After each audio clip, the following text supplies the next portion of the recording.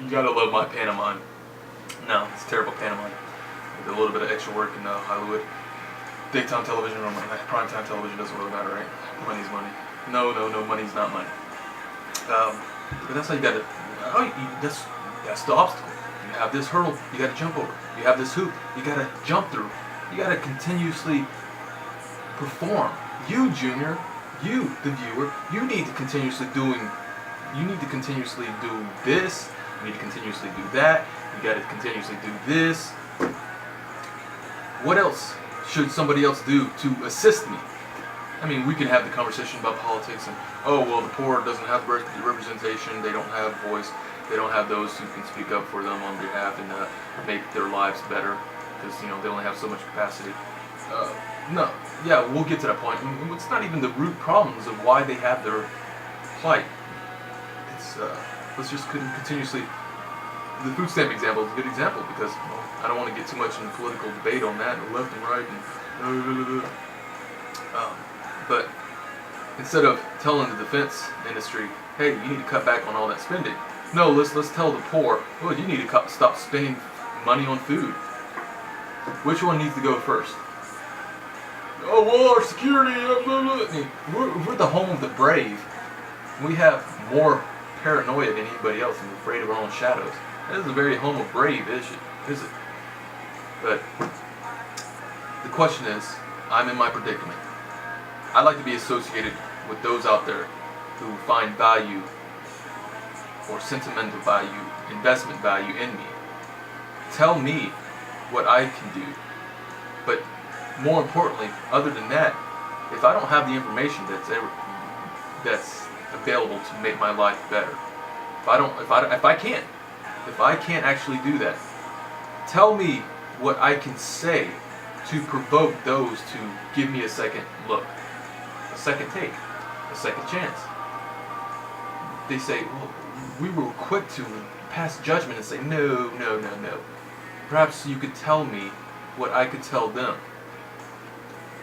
Perhaps you can also tell me what they should do. Tell me what they should do. Tell me what you should do to make my life better. I mean, that's a question that hasn't even been coined, I guess we would say that.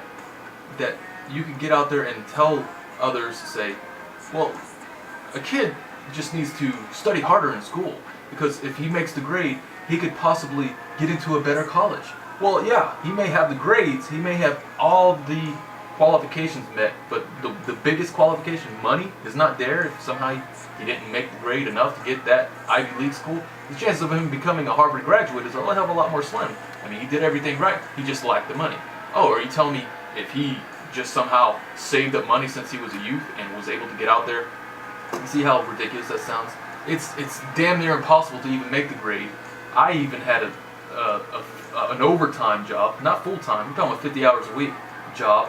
My grades slid because I only had so much time to study. I only had so much attention span. I only had so much energy to study. And if I wanted to eat, you had to do that, right? Is that no different than the puritanical and Victorian ages? You had to eat. You had to go out there and find a way to bring that money. Somebody else had the property, and you said, hey, I'll give you some of my back right here. I can give you some of this, and I can give you some of these right here. If you give me some of those turnips, you give me some of those beets, you give me some of those potatoes. Oh, I don't need cattle. No, I just need enough to fucking survive. That's what a child is going to think. Oh, well, I like food. I like these commercials of McDonald's telling me kids need to love the hell out of Ronald McDonald and bend on their knees for them. They're going to fall for it. Those manipulations, that Kool-Aid, they're going to slurp the hell out of it. And they're going to believe it. They're going to achieve. They're going to reach for success. And that's exactly what you want. If you have that property and you want to succeed, it's because you want them to come and maintain your property. Just like the illegal immigrants, the Mexicans. You have all this property. This is an example. You ain't going to get out there and cut the grass, right? You're going to pay somebody to do it for you. But you're not going to pay them enough to finally say, you know what, I've got enough money right now, I'm going to quit. Because you're afraid. You want to make sure they stay there forever. You want to make sure they no longer depend on anybody else. That they only depend on you. I mean, that makes perfect sense. That makes intelligence. That's intelligence. That's common sense. We all fell for it. We all said, oh yeah, well, college is going to be the way out.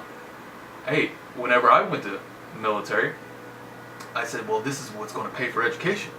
And college education is what's going to be in order to make the life that I want. $50, $70, $80,000 a year. That's great. That's money. That's big balling. And then you start to realize, no, $180,000 big balling. No, $280,000. But see, oh, you got to set a limit. You got to set. My limit is not automatically out the chute to only get to this level. My limit is sky, right here, up here. Well, no, that's impractical. You got to no. You got to understand, the pie in the sky. That's just an illusion. For some reason, there's a lot of people out there who have that pie in the sky. It's not an illusion for them, is it? It's just an illusion for the small guy. Why? You telling me I don't have as much intelligence as a rich aristocrat kid? No, that kid is going to be destined for glory that I can't, because, you see, that's the thing. The protectionism is out there to preserve that child's future. And who's going to get out there and preserve that kid? The poor. The poor is going to make sure they maintain that power for them. It takes those who hoist up the powerful and the rich, the successful, to maintain their spots.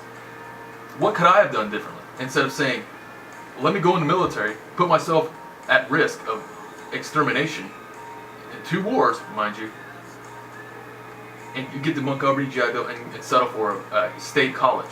What could I have done different? Well, no, you could. No, I couldn't have done anything different, because I was destined to have this done.